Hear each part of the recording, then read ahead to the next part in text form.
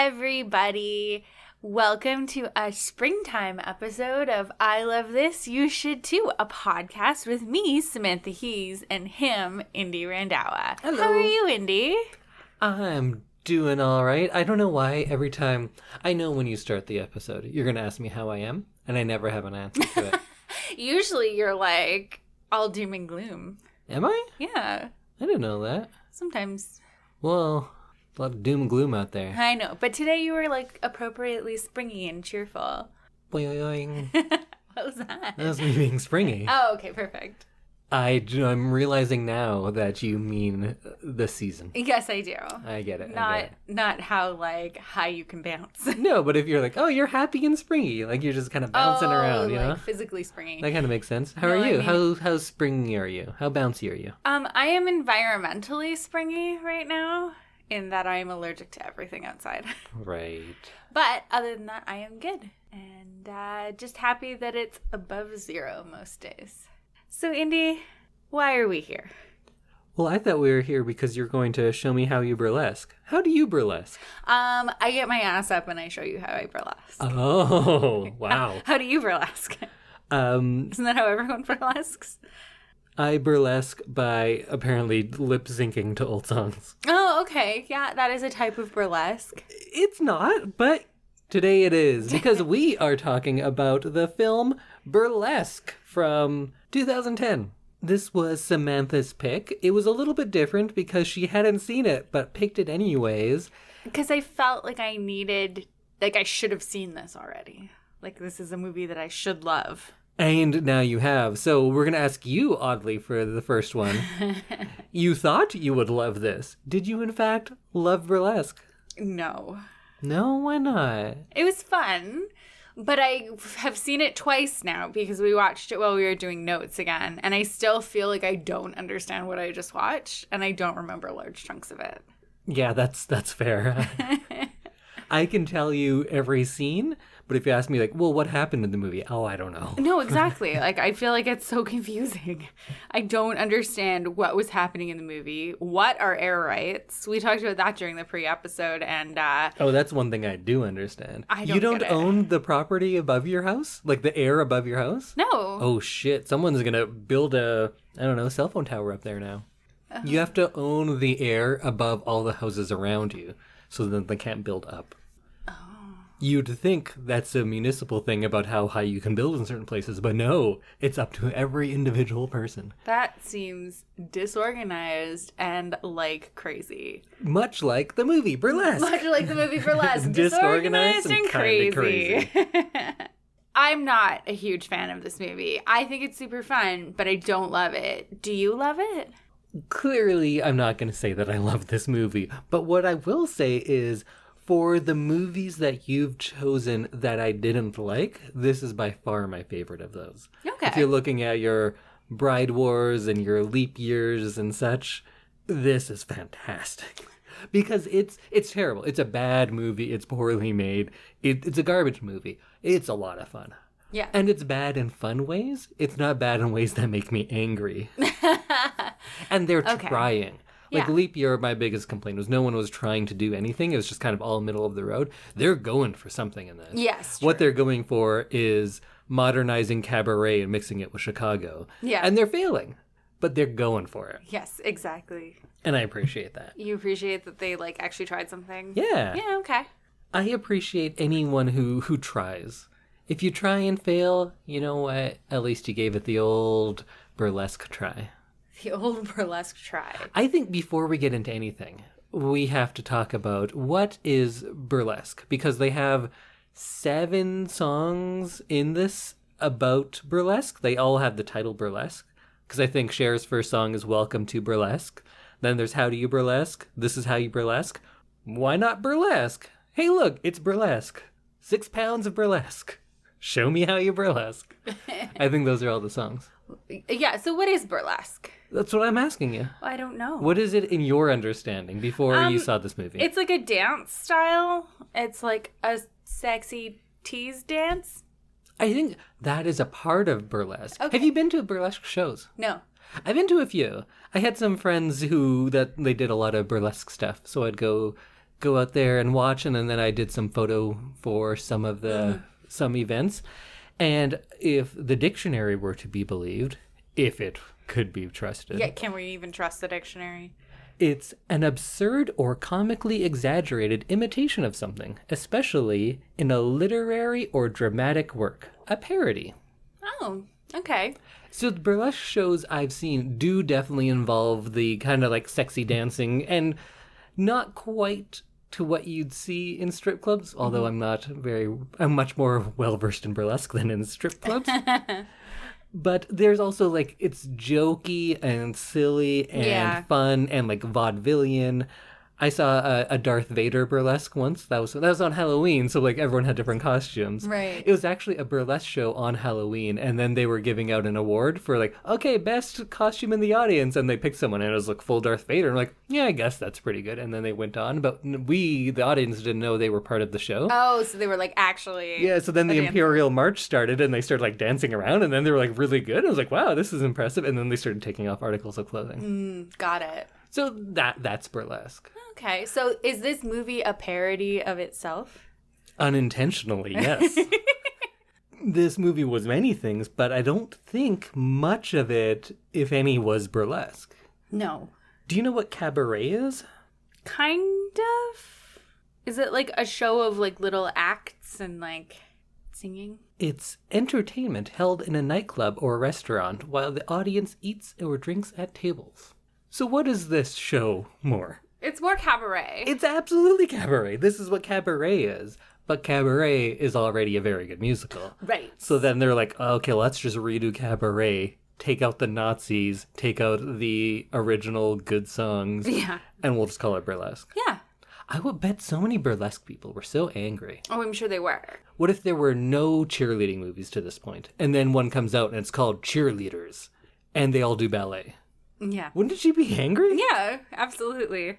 Yeah, I think that's definitely a misstep on the creator.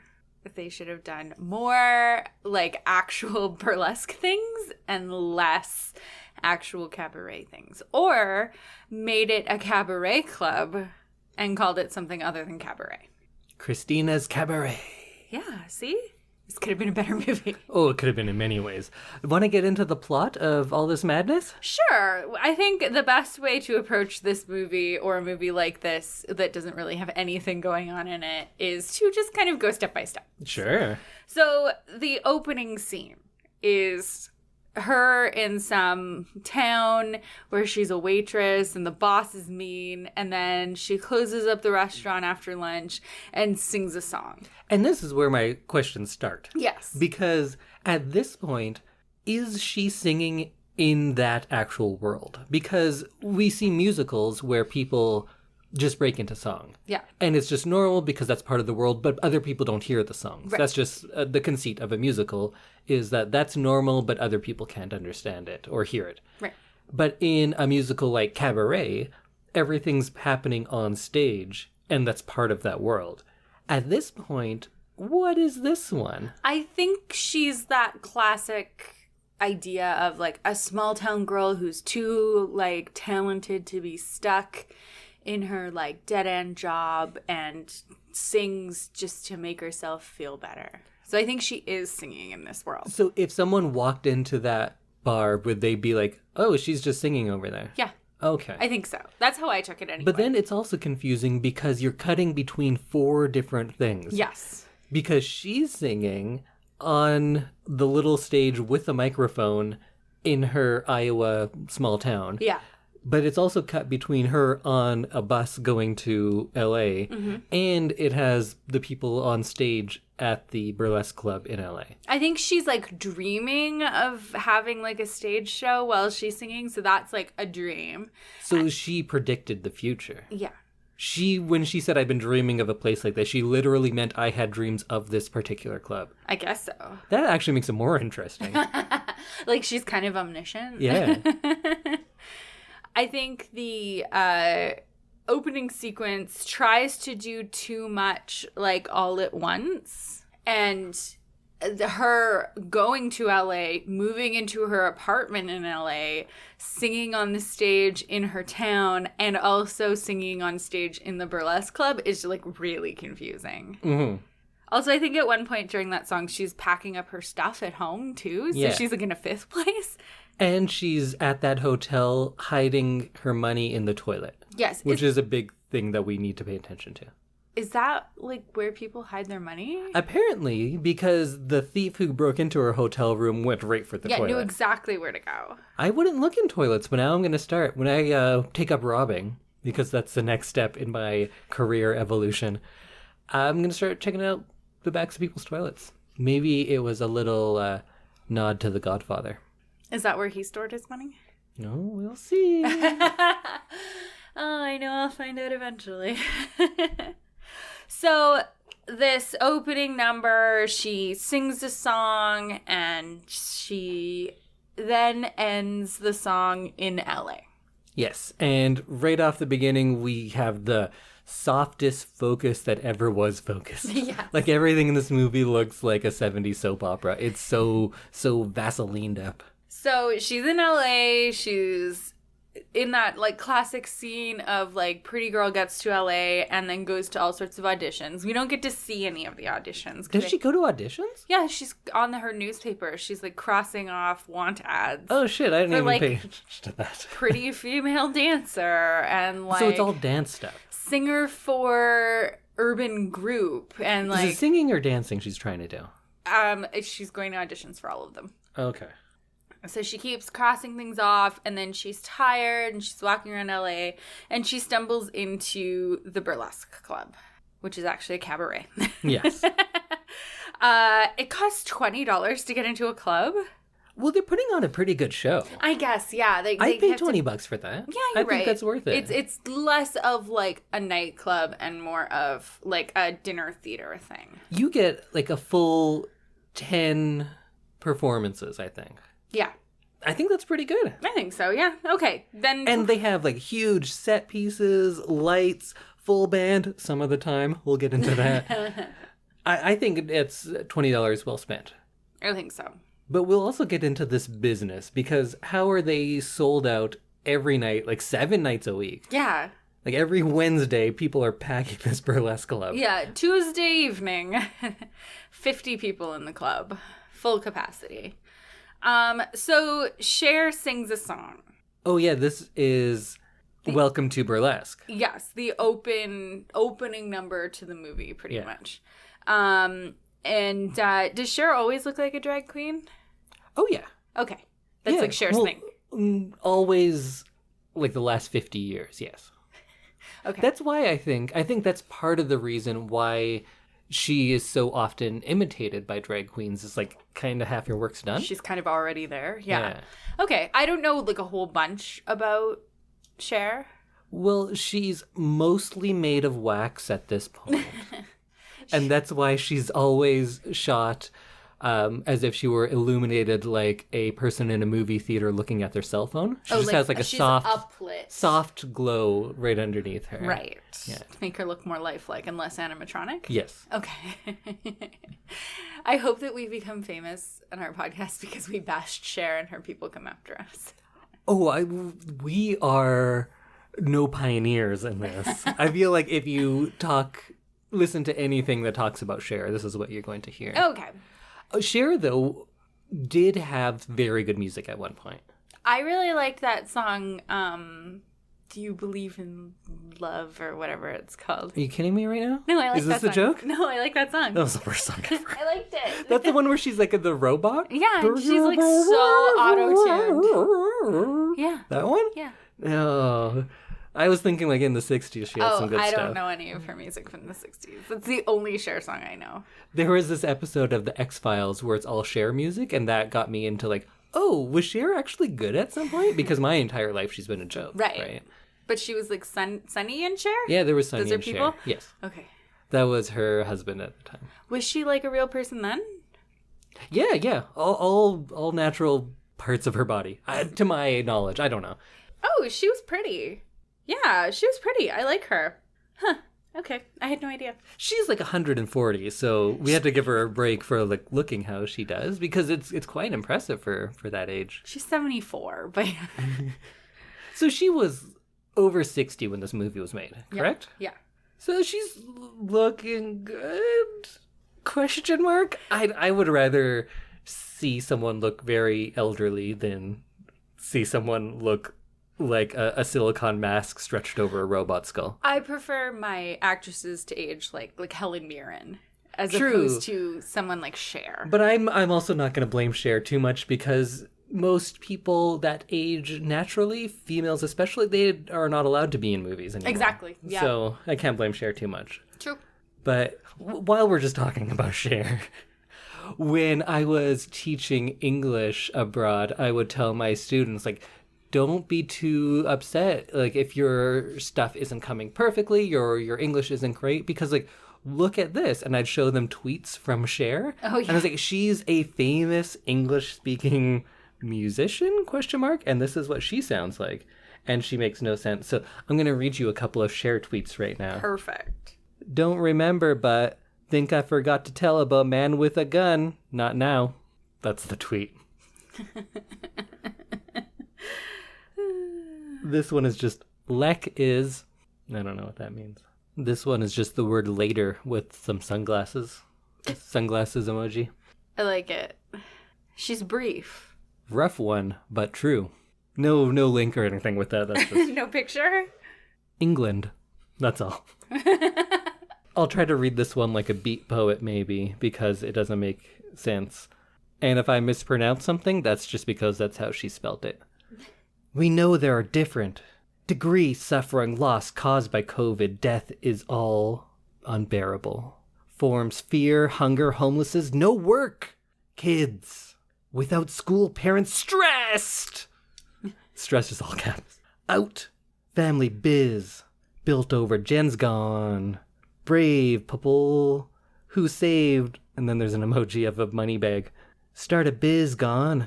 It's time to rethink. Reboot pride. Deep. What do people do? They snap. Good performance. Thank you. But let's get back to, so Right. she's in this club. So she's in the club. She meets this bartender who she makes fun of for being gay and wearing eyeliner. Yeah. There's a lot in this movie where Christina Aguilera makes fun of gay people, but she is in a cabaret burlesque theater setting. Yeah. Even just to not be like a dick, because like why make fun of them at all? But like you got to know that most of the men there's a good percentage of gay men. Yeah. And that like people are generally pretty okay with gay people in the theater. But it's not even though she's like saying it about someone who she thinks she's gay is gay to someone she thinks is straight. She's saying it to someone like, you're gay, ha ha ha. Yeah. What a dick. Yeah. And then she's like, oh, look at that guy over there. He wants a Cosmo. Can you believe it? Yeah. Like why are you judging people? Maybe he just really likes the flavor of Cosmos. And it's also the strangest thing to think like, hey, I like a beer, so I like breasts. Yeah. I like something pink, so I like penises. Why would those have anything to do with each other? No, that has nothing to do with it. It's like saying, like, you can only like sports if you drink beer. Okay, deal. You Yes. can only like theater if you drink wine. I don't like wine. And you can only like flashy, fancy dance shows if you drink hard liquor. What kind of hard liquor? I could be up for that. I don't think I like a Cosmo. No, they're kind of like one step down from martinis. They're like all alcohol. I actually like fruity drinks. Me too. I either like strong beers or if I'm going cocktail, it has to be very fruity. Right, yeah. Okay, so, but like I just think that's like so ridiculous. Yeah. Most venues serve multiple drinks for a reason. So she makes fun of him for having eyeliner, and then Xtina goes and meets Cher and says like, can I have a job? And she's like, no, I hate you. You're what's wrong. I hate everything about you. Get out of my sight. How dare you be in my mirror? And then Christina Aguilera just starts waiting tables. Yeah. And that's how she gets her job. Yeah, because apparently you can just like force yourself upon employers and they have to employ you. I think that's how it works. Oh. If you just serve a table, they have to pay you now. Yeah, apparently. Because we both said, like, while we were watching the movie, that it makes no sense how she expects to get paid. Because usually there's some, like, intake paperwork for getting a job. Also, Jack, this bartender, has business cards. What do you think his business card says on it? Bartender. Will wear eyeliner for money. Jack, bartender, not gay. Jack, bartender, but I secretly write music and want to be a musician, but that only comes up in the third act and very briefly. So Cher's ex-husband? Peter Gallagher, yeah. Sandy Cohen. Yeah. I only know him from the OC. But yeah, so Sandy Cohen shows up. Apparently he used to be Mr. Tess. They used to be married, but he still owns half the club. And Cher says the line, "No business during business hours." I don't know. Do we want to get into the business of this club now? Sure. Because I have a lot to say about how this club is run. Go ahead. Cher is conceivably the villain of this movie. She's the reason for all of the problems. At one point, she is making paper airplanes, and Stanley Tucci...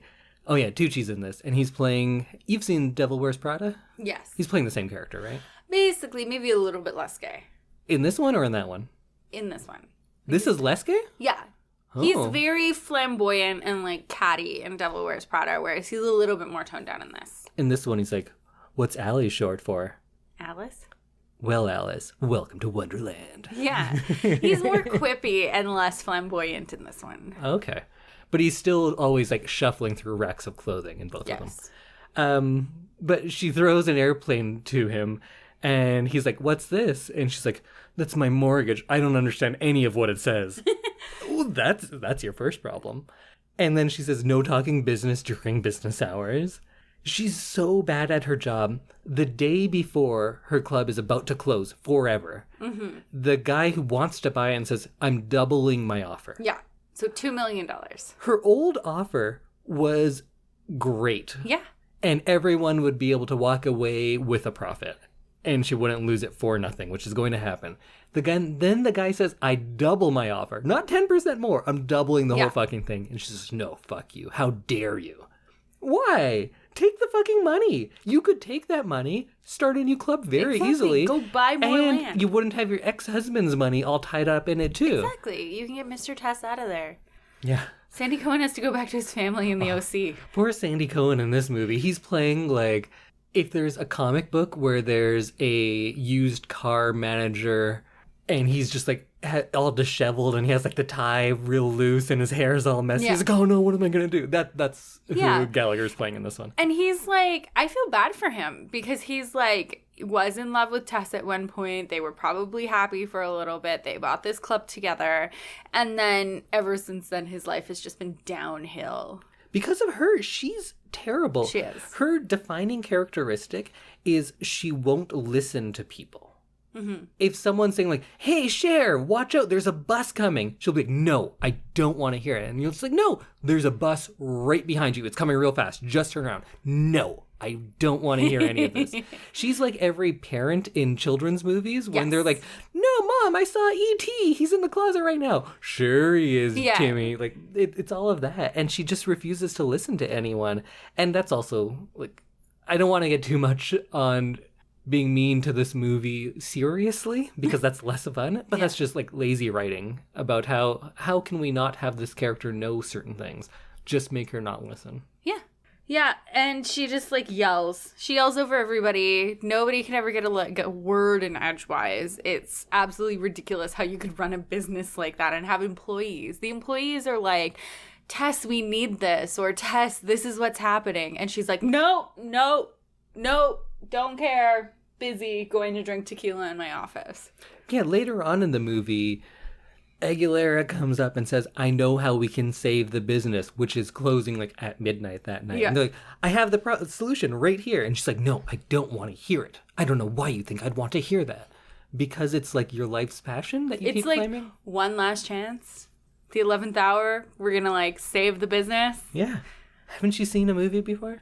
Apparently she hasn't. She's too busy drinking tequila in her office.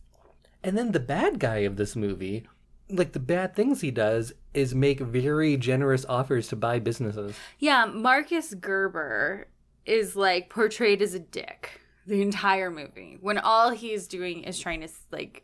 His job. He's just doing his job. He's trying to... He's a real estate developer. Yeah, he's trying to buy the land, which apparently is very... And he's not trying to trick them or anything. No. He's making them a very generous offer. In fact, he'll be able to buy it from the bank for cheaper if he just waits a week. Exactly. But he's like, you know what? I'm giving the money to you. I love this club. I come here every day. Every day. Because all millionaires come to run down burlesque clubs. Although it looks great, but we're meant to believe it's run down. Yeah, it's and they exclusively town. date burlesque dancers. Yeah. But he's the bad guy. I think Cher's the bad guy. She's terrible at everything. Yeah, I definitely think Marcus, like, maybe doesn't have the best intentions when it comes to Christina. What do you think his intentions are? I don't know. He seems just kind of like he's using her, or like it doesn't... Using her for what? For sex. But you could argue that the relationship she actually has later is much more of that than his was. Yeah, you're because probably right. Gerber, whatever his name is, there's no indication that they actually have sex. No. He just drives her home, takes her to parties, and is just like, gives her lots of stuff. Yeah, true. You're right. He's like a sugar daddy. Yeah. But he's not like demanding anything in return. True. And then when she finds out his plans to build something on the burlesque club, he's like, yeah, that's my job. Why are you shocked by this? That's what I do for a living. This movie's so bad, it has me on the side of a real estate developer. And those are my natural enemies. Indy's natural enemies. They're capitalists. Are capitalists, Yeah. yes. Wow, okay, so we're into the first 15 minutes of this movie. Yeah, basically. Let's speed it up. So then her place gets robbed. So she has to go move in, including her toilet. Her toilet gets robbed. So yes, she has to move in with when this. my toilet gets robbed. I kind of like it because it just makes it sound like someone's cleaning it. Oh, true. Unless they took all the water. But there's more of that. That's easy to find. True. It's kind of hooked up so that the water just continuously happens. Mm-hmm. That's how I'm going to describe a toilet. It's like a bowl in your bathroom where water just continuously happens. Yeah. So she moves in with this bartender because she's met him like 3 times. Yeah. Also, how does she know where his house is? Who knows? How did she get there? Doesn't matter. You know what question I have for you? From the first scene of this movie to the last, how long has this been in their world? Well, okay, so... Because if you told me 4 days, I'd be like, yeah, that's about right. First scene to the last, if you like, told to the end me of the movie? 6 months, I'd say, yeah, that's about right. So Georgia has her baby. What? And then comes back and dances. This is like a year? Yeah.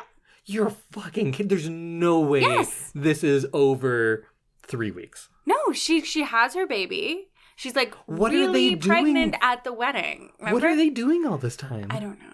She's like really pregnant at the wedding. She's wearing like a mini dress and she has like big belly. So they've had a year to make this money. And then like in the final number, she's back in her teeny tiny little dance No, costume. you're absolutely right. That makes absolutely no sense. No, I don't know how they could. I'm sure some of you listening have watched this movie. It's on Netflix. It's on our little drive, so you should definitely watch it. It's at least a fun movie. Yeah. Nobody would guess that this takes place over a year. That's utter madness. Yeah. Everything they do, every performance is the first time that's ever happened. Yeah. Yeah, we never see like repeats of numbers. Well, they have completely new numbers every week. Yes. Every day. Yeah, and they choreograph, rehearse, and perfect a full show with Christina singing. Overnight. And costumes. They're like, hey, show up tomorrow because Cher morning. uses her glue gun to make all the costumes. That amount of like heavy dancing and glue gun would not work properly. Take it from someone who used to dance. Okay, so let's go back now. Okay, sorry. So then she gets a chance to audition to be a singer. Yes. And or to be a dancer. To be a dancer, not a singer, because they don't come to see them sing. Right. Cher makes a point of saying, nobody is here for singing. Mm-hmm. They're here for dancing and lip syncing to pre-recorded music. What was the first thing we saw at this club? Cher singing. Yeah. Cher's the only one who gets to sing. What's her name? Kathy? B? Tess. Tess, that's what it is. Kathy. B. So Cher sings, and she sets this up as a place where you sing, but is emphatic on there's no singing. And we don't get any singing after that one song for quite some time. Right, yes. Everyone just lip syncs to like a lot of like fun old songs. Yeah. So it's kind of like vaudeville-esque in some ways. It's definitely cabaret. It's a lip sync cabaret is what it is. Cabaret. I haven't actually seen Cabaret. You haven't seen Cabaret? No. Wait. I've seen the Schitt's Creek episode where they do We Cabaret. are watching Burlesque, Yeah. but you haven't seen Cabaret. Correct. Whoa, that's like if I said, oh, you know what I should watch? Let's watch Bring It On 8. And then I bring it up and we watch it and I was like, oh, this is junk. I wonder what this is based on. No, like, I don't know. Cabaret's good. Okay. Like, if you actually see the musical, it's amazing. They change a lot for the movie, so it's not as good, but it's still, like, the songs are still there, and it's still great. It's Liza Minnelli, you got Joel Grey, it's very good. Okay. I own Cabaret. Do you want to just go watch Cabaret? Yeah, let's just press pause on this and go watch Cabaret. Cabaret it's is much probably better. Yeah. What was I talking about when we... This is going to be a fun episode. Oh, God. It's kind of like the movie in that I have no idea what we're talking about. Oh, the audition. Right. Okay, So she auditions to be a dancer. She dances for, without exaggeration, 4 to 6 seconds. And most of that is her just, like, touching herself, like, Yeah. all over. You're doing it now, but they can't see that. It's very good. Thank you. Do I get hired? No, because she says, Cher yells at her. She says, that was garbage. How dare you? Why are you bringing that in here? So then Allie says, well, just tell me what you want. What do you want me to do up here? And Cher yells at her. Yeah. I can't tell you what I want. No one can tell you what they want. Which But, doesn't like, make any sense. People do that every day. Yeah, and also for an audition, you should tell them what you want. Yeah. And then she says, oh, I could do the acts in the burlesque show. And I she can goes, do every single one. oh, okay, do that then. Why wouldn't you just do that? Yeah, and then you're she's auditioning like- for that thing. Do that thing. She's like, you know every routine. Fine, do this one. Yeah, and then she does it. Although it doesn't look much better than what she was doing before. No, so the girls before who were auditioning when Allie walks in are doing like this really incredible can routine where they're jumping like 6 feet in the air and like doing all sorts of like actual choreography. And then Christina Aguilera does like this thing that's really just a lot of touching herself again. Yeah. And hair flips. Wig flips. Wig flips, yes. But yeah, the other girls were doing these like crazy, incredible like can jumps, and she just touches herself a lot. But then everyone is like, wow, she's amazing. Yeah. Except for what's her name? Veronica Mars is like, fuck her. Nikki. I hate her because I'm the bad one. Yeah. And she really leans into that hard. She's good. We've seen Kristen Bell. Kristen Bell in lots of things. And she's talented, yes? She's Anna from Frozen. Oh, you mean Anna? Anna. I was about to call her Anna, but then I thought not everyone know who I meant, so I said Veronica Mars. Oh, okay. She is good in stuff. Yeah. She is so bad in Oh, this. she's so bad. She like just swings for the fences. And I guess I can kind of appreciate that. I think she kind of knows what kind of movie this is. Yeah. And she's like one step short of having a big mustache and twirling it. She's very bad in that. True. But then everyone's like, okay, yep, she's in. Also, I don't know why Cher is so against Alice. She hates her, but then she instantly switches. And it's like, okay, yeah, you're in. Doesn't make any sense, but I guess that's drama. I guess, like, Christina Aguilera just wears her down to the point where she's like, fine, oh my God. That's true, that actually happened. Shut up and go away. But this leads into maybe my favorite scene in the whole movie. Because now Allie's part of the group and they're all dancing. And presumably this club, when do you think they finish at the end of the night? Like 4 a.m? I was thinking like maybe it was like 2, like last call kind of time. Like, okay, so what part of the movie you're talking about? Because I feel like they hang around at the club for a long time too. Right. So maybe the show ends at 2? Sure. I was going to say maybe even the show ends at 10 or 12, but it's late whenever they get out. Yeah. It's after midnight for sure. And they all are going like, let's go get pizza, but they don't invite Allie, so she's sad. And she sits there after being in full makeup and several wigs at probably 3-4 in the morning and starts putting on makeup. Yeah. And then Cher comes and helps her. And says, like, oh, you've never put on makeup before, have you? And she's like, no, I never learned. My mom died. Also, she's been wearing a lot of makeup this entire time. Yeah, the entire movie, she's like fully made up. So then Cher says, oh, let me teach you. And takes her, and it's like a mother-daughter moment. And Cher does her makeup. And Christina Aguilera looks at herself. She looks fucking terrible now. She has like terrible makeup on. So much makeup on. She has like Cher makeup, so it's like really high cheekbones that are just like all blushed out. Yeah, and she's really glittery. And she looks and says, wow, I'm beautiful.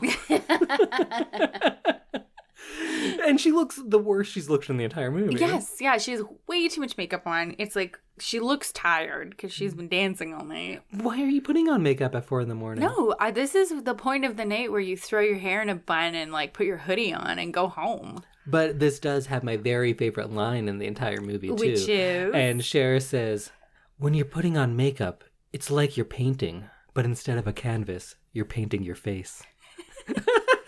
But that's not prolific. It's not. It's like that. That's what it is. That's literally what you're doing, Cher. Oh, the writing in this is so good. You always put on more makeup after you finish a show, right? Oh yeah, definitely. Yeah. I definitely feel like putting makeup on after dancing for 3 hours. Well, she was just trying to learn because she's never worn makeup before. Okay, but like makeup... Except for every other second of this movie. Makeup isn't a secret. It's not like... Her mom died. Okay, but she's like... lives in the world. Her mom is dead. She lives in the world. She can't put makeup on. She's seen people's faces before. She's never even tried before. Why? Except for in every scene where she's wearing lots and lots of makeup. It's not a secret. They don't keep the, like, makeup rules. She has professionally done makeup in every other scene. Yes. So every scene except this one about makeup. So we're supposed to believe that she's just going to the mall every morning to get her makeup done at the makeup counter? I imagine her in small town, Iowa, going to get her makeup done at the J.C. Penney or whatever. Maybe the Avon lady comes over and does her makeup every day. That's why she's broke. No, but then you would learn. No, she gets it done every day. That's why she's so broke. No, but you'd learn how to do it by watching someone else. Her mother is dead. Okay. Sorry. She needs a maternal figure. That could only be Cher. She needs the warm, waxy touch of Cher's corpse. Okay. I'll drop it. I'm done. Her mother is dead, Samantha. I know. I'm sorry. I didn't realize that meant that you just stopped learning things. It does. It clearly does. Then she shouldn't have learned to dance. No, that she can just figure out. And same with singing. She just does that naturally. My favorite line in the movie is when Cher's like, do you think she sings like that because she had it easy? Oh, yeah. You can tell she's been through stuff because she starts all of her songs with going... The face you make when you do that looks painful. It sounds painful. It does. She also, like, when she really goes for it, she, like, crumples herself into a ball a little bit. I think you have to. Oh, yikes. I think I feel about Christina Aguilera singing as you often do when I listen to certain types of, like, heavy metal. Mm-hmm. Because you're like, I get that you can do that on a guitar. Just because you can doesn't mean you should. True. Because I'm like, no, but it's so impressive. It's so intricate. I was like, yeah, but that doesn't make it sound good. Yeah. That's how I feel about her singing. Okay. I was like, oh, that's impressive. I see that range. Yeah. That's impressive. Yeah. Why, though? It's like you're doing scales. Like, I don't care. True. It doesn't sound good to me. But that's kind of her thing. She just likes to really shock everyone. Belt it out. Because then you're like, oh, she can sing. And just sing the song. Why didn't you tell me you could sing? I told you constantly. You don't listen to anyone. Yeah. What if we sing the songs? Well, let's get into that. I think that happens next, the big sabotage scene. So, the big scene where Christina saves the day. The sabotage scene. What happens? So Veronica Mars gets sent home because she had a drink. Although there are scenes in this movie where a server comes in and gives all the dancers their drinks. Yes. They all are drinking throughout the day. And in like the first scene backstage in the club, Nikki is like, bring me a martini with 3 olives. It's a lot of olives. That is a lot of olives. But anyway, she has a drink when she's not supposed to, but everyone else already has one. Whatever. So she gets sent home, and we're going to put Christina Aguilera in your place. That'll show you. But Veronica Mars doesn't want to do that. So she runs to the sound booth, pulls out some random chords, which happens to, like, shut off some of the lights and also, like, unplugs the music and the mics. Because they're all lip syncing, not mics, because the mics don't do anything. Right. They're not I guess, attached yeah, to anything. they're just for show. All the lip syncing is done with microphones. Yes. Which is odd, but whatever. And none of the singing is done with microphones. That's what I was going to say for later, but... Okay, so then Christina starts to sing. She's wearing this weird bondage leather outfit. Oh, she's a leather daddy. She has, like, the cop hat and stuff. Oh, okay. Was it... Okay. No, go on. No. I want to hear what that question was going to be because No. it sounds like it's going to be fun. I feel like I'm learning so much because you told me leather daddy, and then also you explained to me what an otter was. Oh, yeah, you didn't know about bears and twinks and otters. And I knew what a bear was. Okay. Yeah. Well, that's for a different podcast. True. Let's remember my parents listen to this. That's just a thing that Very exists in the world. There's nothing wrong with that. Okay, so Christina saves the day by singing in her leather daddy outfit. Also, your parents listen to... I feel like there's other things I should have censored way more than the existence of, like, subtypes in gay culture. Very true. Well, too late now. Hi, Mom. Hi, moms. So she starts to belt out this song. They've never practiced it. How does she do that? Can you give us an example? She goes... That was pretty good. Yeah. You had to start like a dog growl. Oh, yeah, it's like... And then she's like breaks out into this song, and suddenly the backup dancer, or like the other girls who are on stage with her, become her backup dancers and can also Backup singers, sing. yeah. And then the band just starts playing. Yeah, there was a band on stage this entire time, but they just listened to the music. There's a club with like a 12-piece band on stage, but the band does not play. Exactly. They're just there to... Do they mime it? I think they might play in between songs. True, that's like something when they do. Yeah. the drinks are just happening and people are talking and stuff. Like when there's not a performance going on, I think they might play like jazz or something. You know, a good time for a band to play their musical performance during musical performances. Yeah. And somehow the band just knows all of the numbers. Yeah. Like this 12-piece band knows how to play every song. Despite the songs changing daily. Exactly. Every song that they play a CD for, they know how to play it. So then, like, why aren't they? Yeah, why aren't they playing everything? Exactly. But that's the whole thing about this entire movie and the entire premise of this club. Makes no sense. Yeah. Because after Cher hears Christina Aguilera sing, she's like, all right, we're building the entire show around her. It's going to be a singing show now. You have a group of singers already, and you have a band on stage. Yeah. No wonder this club is going out of business. Exactly. She's so bad at her job. She's paying multi-talented dancers and singers just to do one thing. She's paying a band to sit there and play for like 4 minutes at a time. Yeah. And then she has to hire a DJ as well because they're playing everything off of CDs. Exactly. CDs that are just labeled vocals. So it sounds like they're actually playing 2 CDs, one with the instruments and one with the vocal track. Yeah. You have a band there. You have singers there. What do we know? She just sits up there in her terrifying office that looks like some sort of opium den. It looks so flammable. That's all I could think of was like if she dropped like a cigarette or something. Oh, Cher can't be anywhere near an open flame. She would burst into flames. Or she'd melt. Yeah. The reason she doesn't have the big stage lighting of everyone else, like you'd think that it's, oh, she's aged and she doesn't want to like be that exposed. It's because she will melt. She can't be around that much heat. No. Stage lights are very hot. That's what I'm saying. Yeah. She just sits up there in her Cher lair, just all dark and being like a dragon. Also, you can't put any more makeup on her. Like, I think she just is makeup. She's always wearing stage makeup, so like, you know how you wear a little bit more makeup or like slightly darker makeup for when you're on stage? I do know. She's already in that makeup. She's nowhere to go. No, you can't put darker, more makeup, or else you're going to change her ethnicity. Which is what? Cher's? Yeah. Oh, she's like a Madame Tussauds wax doll, I think. Oh, so her ethnicity is Madame Tussauds. Yeah. Okay. So her office is like cushioned walls with like drapey black lace and Lots of red lace as well. lots of red lace. And by office, you mean Cher. Cher. Yeah. I like that. We've coined it now.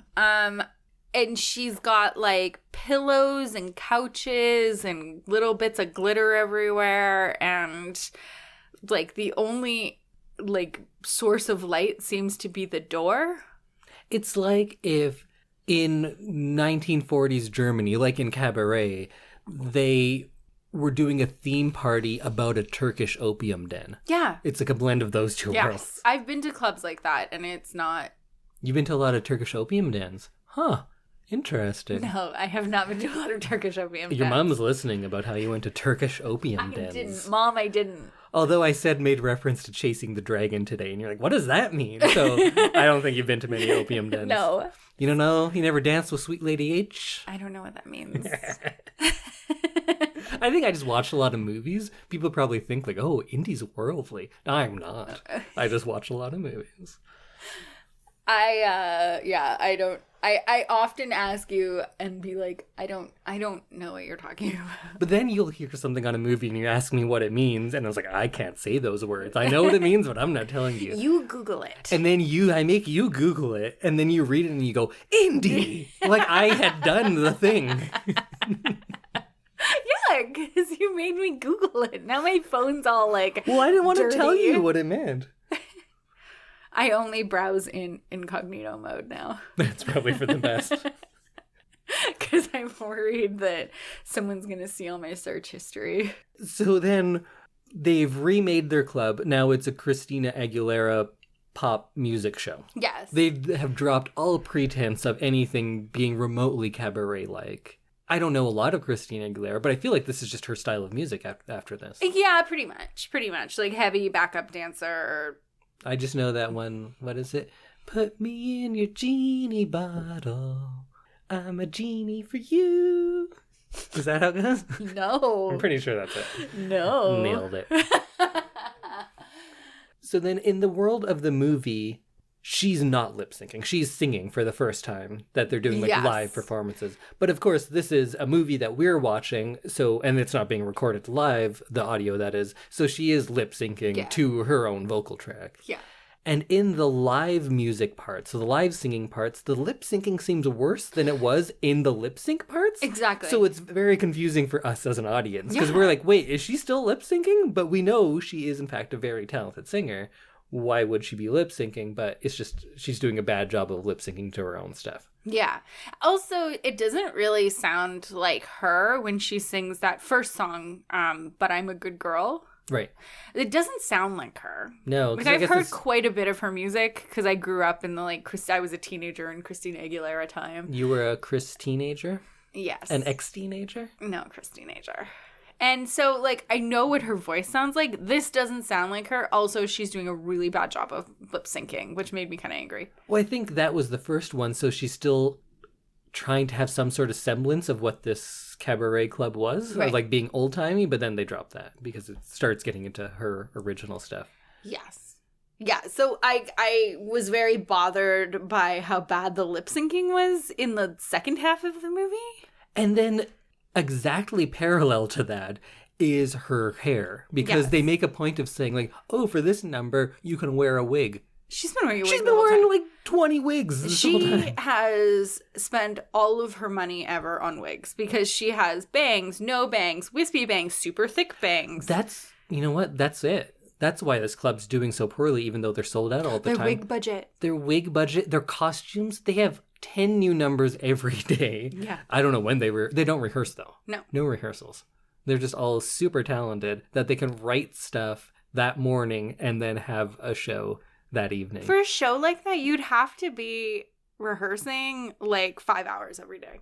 Oh, this is like 3 weeks of rehearsal for each one, at minimum, I'd say. Yeah, and I'd say probably more, because of all the live band, all the costuming. Yeah. And There's everyone 30 can people sub on in. stage at a time. Yeah, and everyone can sub in for everybody else. Everyone can do everything, yeah. It's like, go in for Nikki, and like suddenly this girl knows like the whole number. Yeah. They must have a cast of like 60 people. They must. Because there's usually 20 plus on stage at one time. Yes. And they can't be doing all of them. You can't, like, because usually for, like, dance shows, it'll be, like, the, like, main group goes on and then the secondary group goes on while the main group changes for the next number, and then they switch. And then the secondary group changes and then they go on while the other group... So it's not like all 10 girls are doing all 10 numbers throughout the night. Plus, their backstage only fits maybe 7 people. I don't know where all these other people are getting ready. Yeah. And then there's like that circus moment with, what's his name? The one that's all about like oral sex.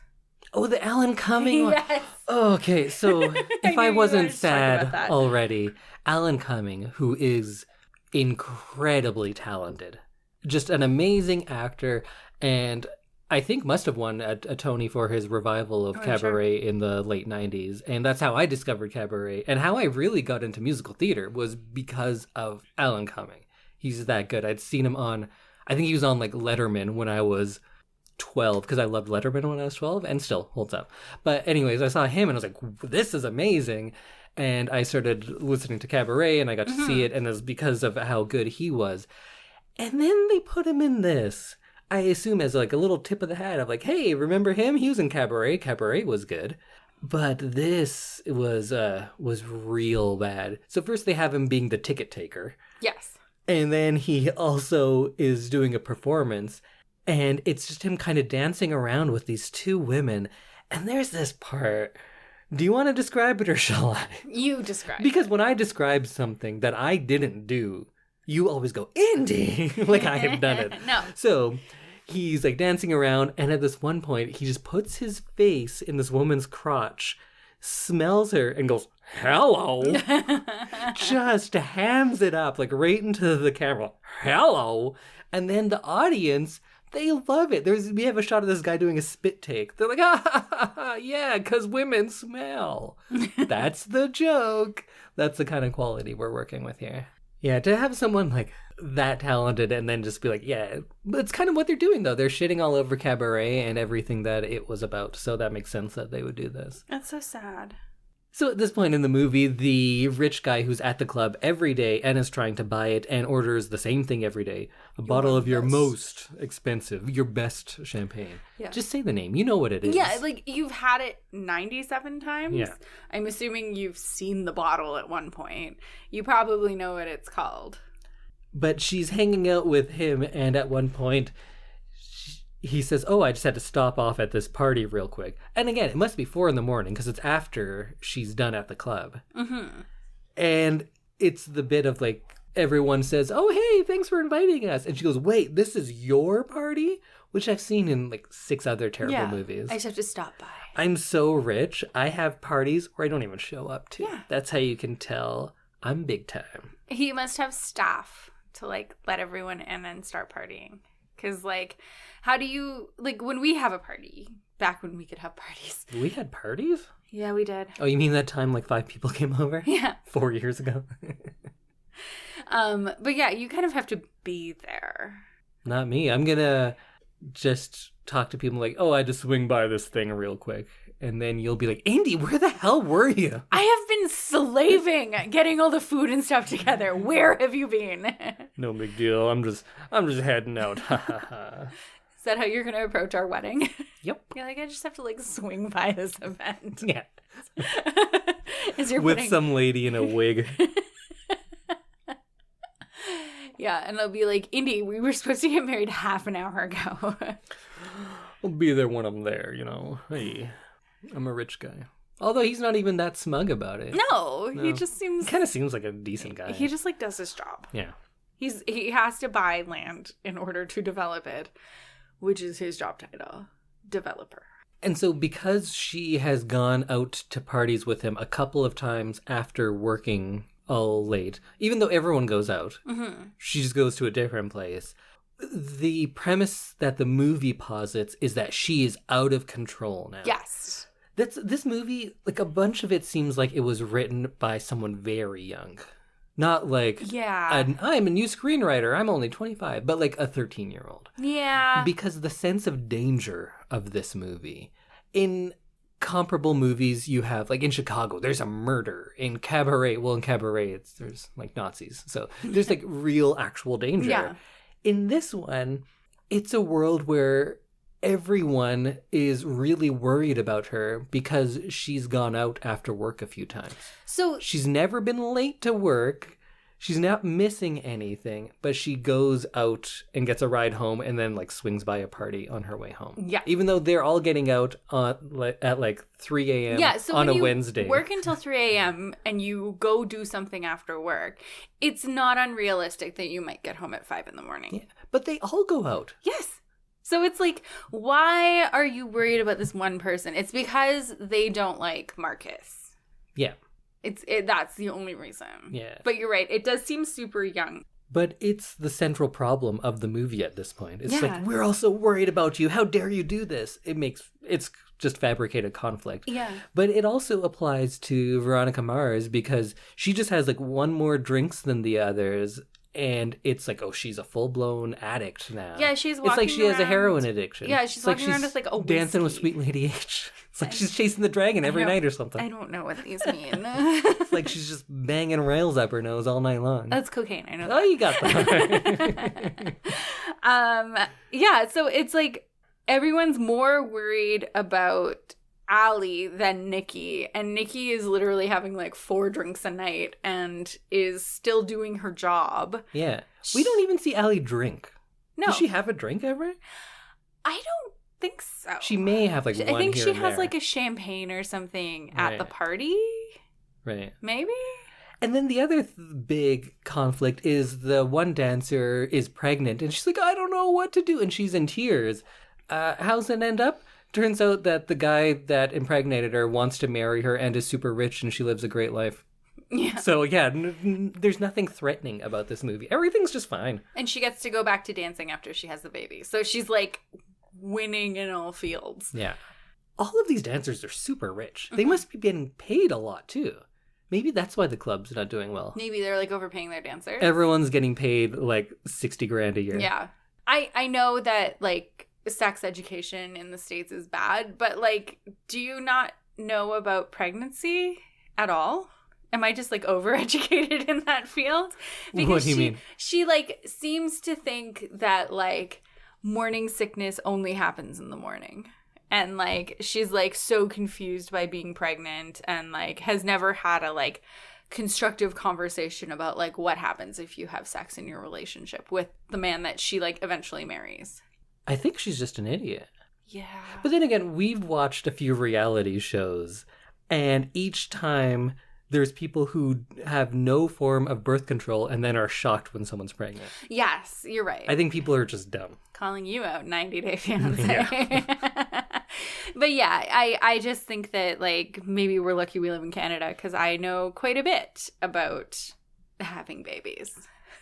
You say you're a real pro on it, huh? No. I don't think that's a Canadian-American thing. I think that's a dummy thing. Okay, yeah. I also like have a background in early learning, so I think that Right. one of the classes I took was like prenatal and postnatal care. So Cher gets mad at Allie about seeing Marcus. Right. And she says, you need to watch out for people using you. Oh, and Christina Aguilera knows how to do her makeup now. Right. And then Allie storms off and Cher goes downstairs and the sound guy's been like waiting for her to rehearse this track for hours. That's one of my favorite bits. So it must be like 5 a.m. now yeah, it because has to be. everybody's gone after. And that DJ is just sitting up there like, oh, I have that song for tomorrow. So they've never rehearsed it once. They're going to perform it tomorrow. She just got her track music for it today. Yeah. And he's like been waiting around for her to rehearse it. And I feel like this was contractually in there because Cher was like, well, if she gets like this many songs, I need some solos. And she had the solo at the beginning and has just been kind of sitting around in the Cher lair since. So she's like, I need a song. I want to be up there. don't put me on stage with any of the dancers because my lower half doesn't move anymore. I don't want to be near them. I want to say, like, yeah, put the spotlight on me because they make a point of saying spotlight. Spotlight is a dim glow from a cell phone. Dim blue light. Yeah. She's like a Barbie from the waist down. Yeah. She's just got like hard little legs that don't really bend at the knee. So she sings this song. Which is quite bad. It's very dramatic because it's all blue lit. And why would they be doing like super sad songs at this cabaret burlesque house? And we never actually see her do it in front of an audience. No. So Cher leaves after rehearsing her song once. And who did she meet in the parking lot? Kristen Bell. Drunk Nikki. Yeah. And we get this insight because Veronica Mars says, you and I built this club together, but now you're forgetting about me. I didn't know that. No. Then I'm kind of on Veronica Mars' side. Yeah. That she's been the lead performer and she built this, like she was the originator along with Cher, and now she's being like thrown to the side because someone can sing. Yeah, that's sad then. Also, Anna can sing. Yeah. She's pretty great. She's a Disney princess. Yeah. Like, let's remember that she has like a movie deal with Disney where she sings every single movie. But then Cher's response to this is just like, so what? You're a drunk. So the takeaway is like, yeah, we've been friends for a long time. We started a business together, but now you drink? Fuck you. Yeah. Also, Cher is like constantly drunk on tequila. Yeah, that's right. Cher has a drink in like almost every scene in the club. Everyone there, they bring a tray of drinks to all the girls. Also, like, I've worked in bars and restaurants, and it's like, yeah, Brag. you it's part of the culture. It's part of the culture, and it just happens. And as long as you can still do your job and you're not like slurring your words, you're fine. You sound like a little bit of an enabler. Part of the culture. It is part of the culture. Sounds like something the Nazis would say. Don't call me a Nazi. Sounds like something the Klan would say. Don't call me part of the KKK. Sounds like something an alcoholic cabaret dancer would say. I'm going to ignore the first part and just say that you called me a dancer. I'm not calling you that. We're talking about what's her name? And Veronica I think Mars. Okay, so Nikki's drunk, she quits, and then says, I slept with your husband the day after your honeymoon. Yeah. And Cher tire irons the window of her convertible. Yeah. Also, I think that was like a BMW Z3, but that's an expensive car. That is an expensive car. Also, in LA, in this like seedy part of town, they just leave their convertibles open. Like their tops down. Whoa, this is the Sunset Strip, baby. Okay, baby. Well, because the joke being that they say they're on the Sunset Strip, you can look at it. It's not. No, it looks like off strip in Vegas, where it's like kind of seedy and like there's lots of homeless people around. Pregnant Georgia gets married to this rich guy, and they have a super great time. It's the first time we kind of see them all not working and just kind of like interacting. And then the roommates, Allie and Jack, I was going to say bartender guy, go home and they... because he got a call and he broke up with his fiance, over the phone. Yes. So he's like, I'm single. I have this hot blonde roommate who owns like 1,000 wigs, and I'm going to get with her tonight. Yeah. And it's just kind of like I'm broken up now, so now this is happening. Yeah. It's never like, oh, is she interested in me? It's like, I'm able to now, let's go. He's like, okay, cool. And he's like, girl, right there. She's mine. Yeah. So. But you had to tell everyone how this comes about. Yes. The magic pajamas. Magic pajamas? Yeah. So they get home. Christina Aguilera gets into her like little bed thing that she sleeps in, which is kind of a couch. Oh yeah, they keep going back and forth about who sleeps in the bed. Yeah, so right now she's on the couch, and she's still wearing her skin-tight strapless dress and her wig. And she gets fully into bed, and the roommate's like, okay, good night. And then he goes into the bedroom, and puts on this like 2-piece pajama set that you'd get from your grandma for Christmas. With feet. And then comes out in this, and she laughs, and he's like, my mom gave this for me. I think he was coming out to try to catch her naked. I think so. It seems like that was the bit. And she's still in bed, fully dressed in her dress. And he comes out. She's not taking her clothes off because, like, this guy keeps trying to catch her. So he locks the door and he comes back into the bedroom and he closes the door. And so then when he opens the door again, like 30 seconds later, Christina Aguilera hasn't had a chance to, like, even move because it's been so quick. 30 seconds, you mean about a second and a half. Yes. And he's taken off the pajama shirt and is just wearing the pajama pants. And then comes out and he's like, oh, I need some water. So he goes and gets some water. She's laughing. And he goes back in to the bedroom and closes the door and then opens it right away and he's naked. And he comes out and gets some cookies. And then he puts the box of cookies in front of his penis and it's like, hey, want a cookie? And she's like, oh, you're so charming. I don't know if that laugh was like, ha, you're charming, or ha, I might be raped and murdered. That was the laugh that I was doing. Because anybody who, like, exposes themselves to you before you, like, consent to it, that's illegal. You shouldn't be doing that. Also, they haven't so much as kissed by this point. No. And then he just comes out, like, showing his penis. Yep. Because that's romance. That's romance. That's how you get the girl. Well, in fact, in this movie, yes, it is. Because then he goes back in, and after all those joke ones, now there's serious music, and now he's put on maybe jeans? It kind of looked like it's dark. Different pants. It's regardless. Different pants. It looked like jeans to me. He's put on pants, but a different set, and now comes out and then just starts making out with her. Yeah. And there's no actual sex scene because this movie is still, like, targeted at young people in a really strange way. Apparently. Because I think this must be just like a PG-13 movie, so they can't get away with much, but they're trying to make the situations, like, adult because they're talking about real estate and air rights, which kids don't want to hear, but then they refuse to put anything, like, more dangerous than someone having one drink too many. So dangerous. So dangerous. And then after this, she just sings straight up ballads for a while. I don't know why that's in here, but she does have her actual hair, it looked like, in that scene.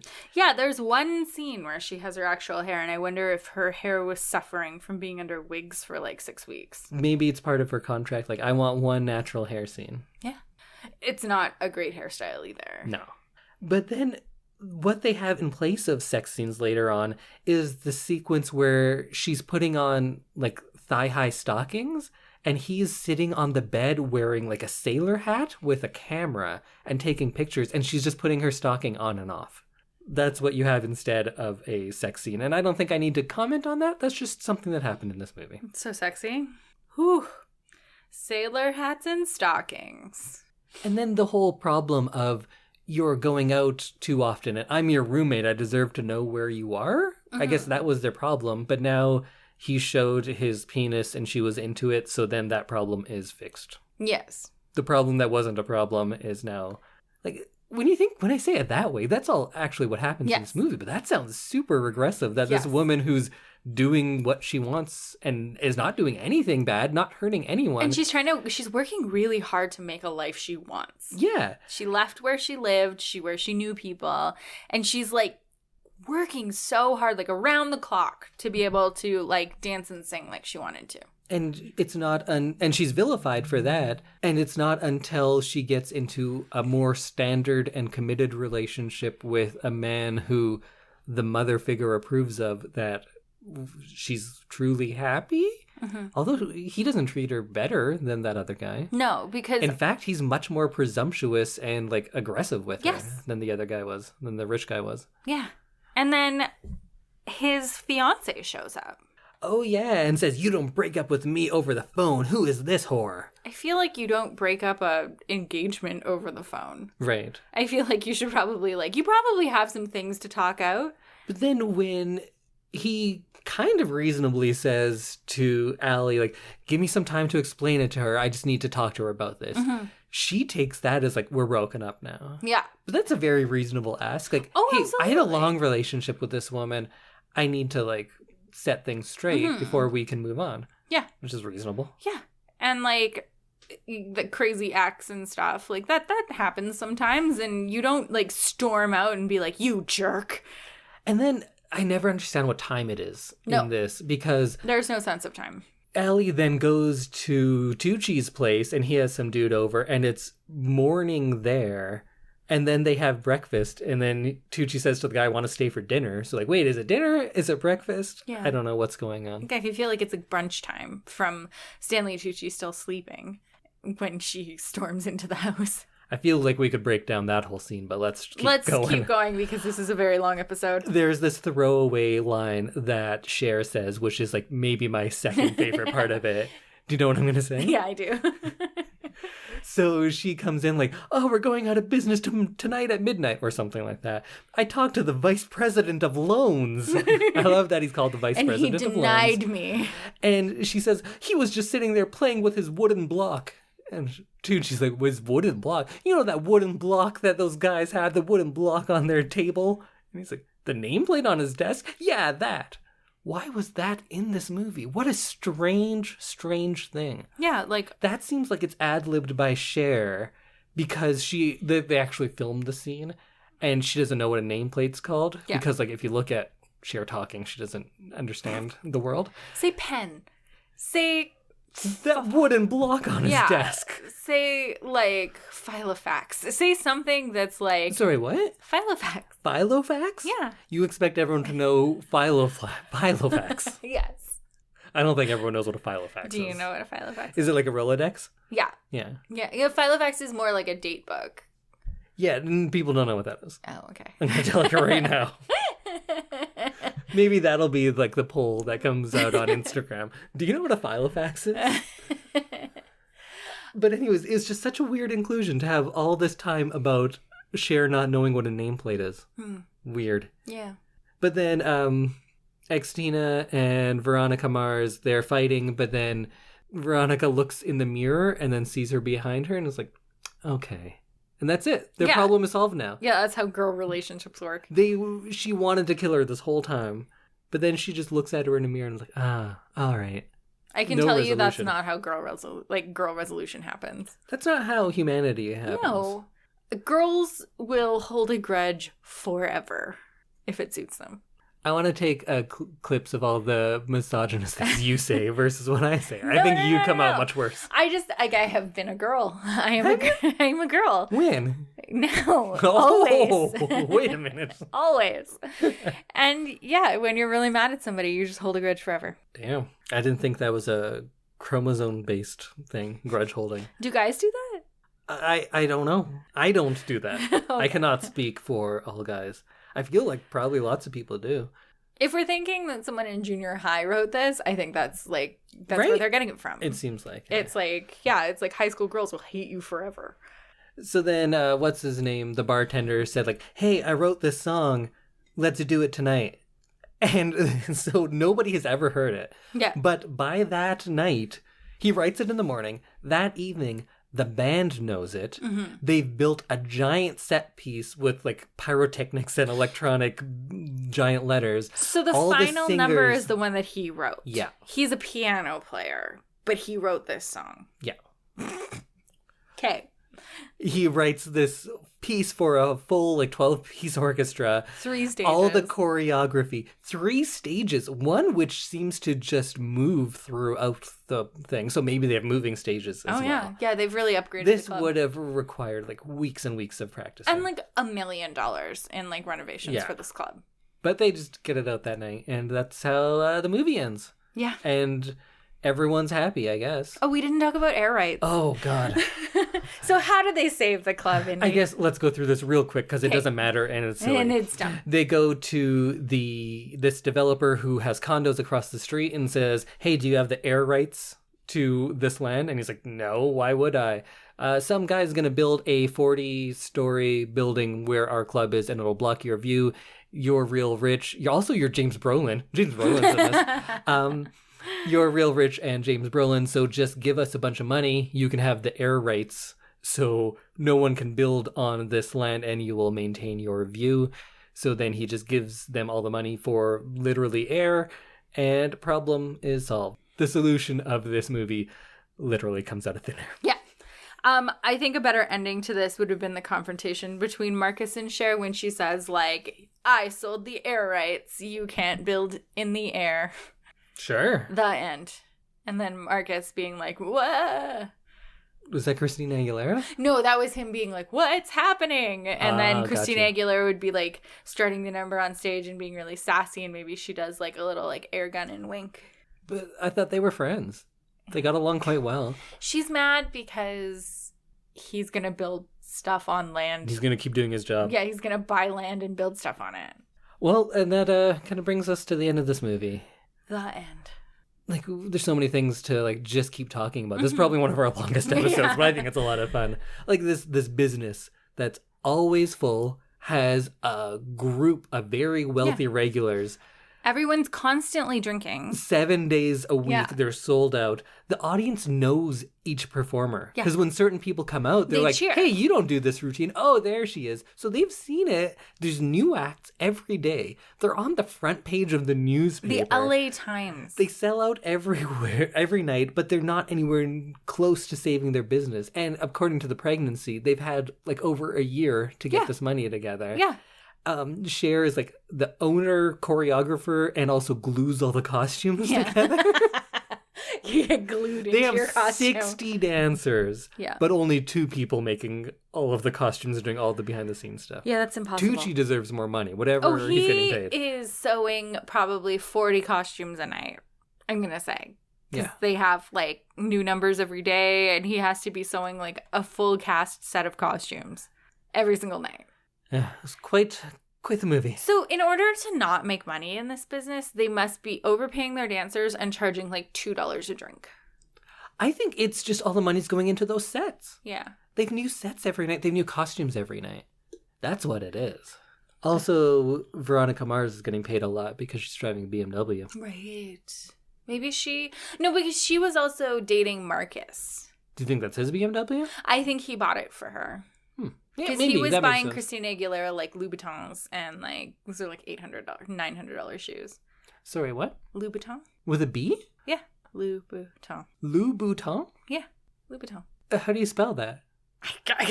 Like they spell It's not Louis Vuitton? Oh, no. Louis Vuitton is something different. Louboutin, Christian Louboutin, is the red soled shoes. Every time you say that, I always thought you were saying Louis Vuitton. No. Louis Vuitton is the brown bags with the the pluses. And, Louboutin. Louboutin is the red soled shoes that are like super high and like $1,100 each. I thought that was the same thing. No. Two different luxury brands. This is a world I do not know. Oh, okay. Back to this movie. Oh, yeah, right. This is a fun episode. I kind of like it. I kind of like it. I want to do more of these. I guess I should be like serious a little bit about why it's bad. Okay. And like screenwriting wise, what is the journey of these people? So you have a burlesque club that starts with singing, but then they're like, we don't sing here. But then they end up singing.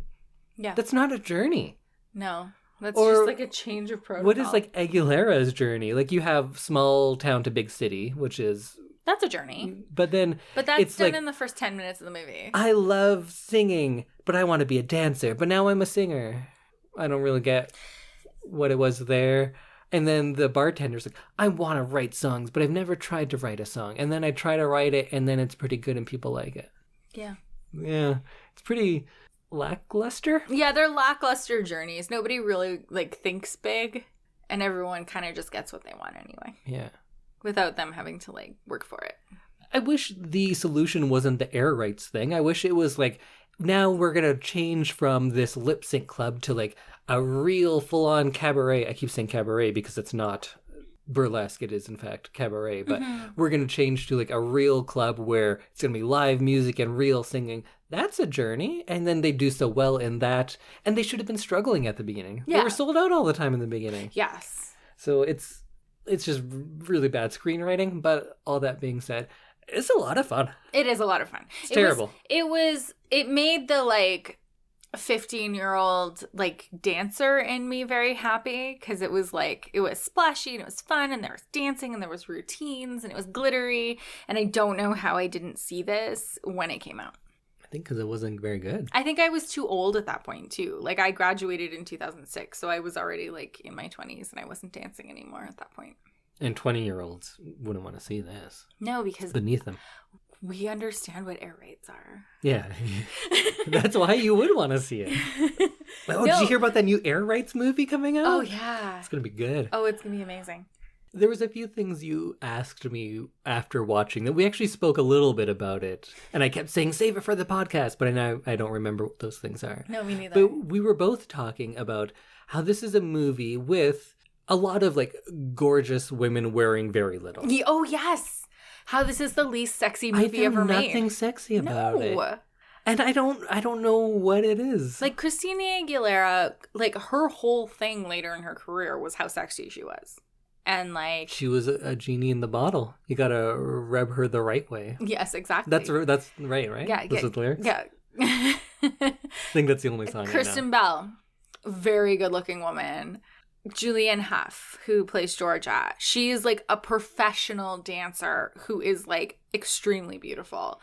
And Cher, who has the bones of many beautiful women grafted inside her face now. But never at any point was I ever like, oh, this is like a sexy moment. No, me neither. No. And the outfits, like when you look at them, they are objectively sexy, but I don't know, this movie wasn't sexy. No, this was probably the least sexy movie I have seen. Whoa, wait. Remember when we watched The Lighthouse? Oh, right. That was very unsexy. No, this was the least sexy movie that had a very sexy premise. Sure. Like, yeah. I felt nothing. When you're comparing it to something like Chicago. Yeah. Chicago was sexy. Yeah. And you get that feeling and from almost it. Chicago's like less overt almost. Yeah. But it's it's two very beautiful actresses doing sexy dances, and it's like, yeah, this is sexy. I can see like the sex appeal in this. This movie had zero sex appeal. I'd agree with that. And it had a cast of incredibly beautiful women somehow. Mm-hmm. I don't get it. Well, you did have Alan Cumming smell like a woman's crotch, so at least you got that. Sexy.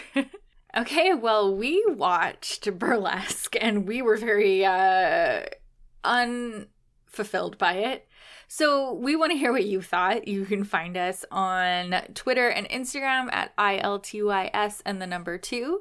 You can find us on Facebook at I Love This You Should 2-podcast. And you can find us on our email at I Love This You Should and the number 2 at gmail.com. Let us know what you thought. Was this the sexiest movie you've ever seen? Was it the most confusing movie you've ever seen? Do you worry about Christina Aguilera and how much pain she's in when she sings? Tell us.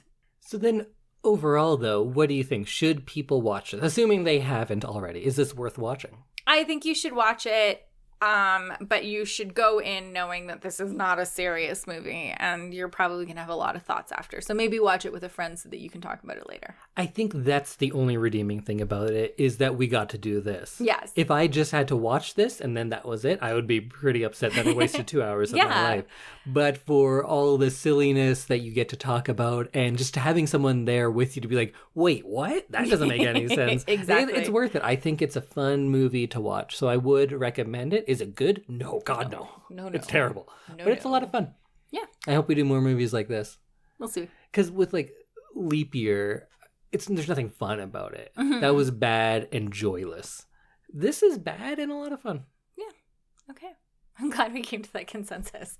Well, join us again next week where we will each have a spoiler-free review with our thing of the week. Mm-hmm. And then I'm going to tell you what movie we're going to be watching for the week after that. I'm excited. I think I know what it is. Maybe I'll surprise you. Oh, okay. We'll see you next week. Bye, everyone.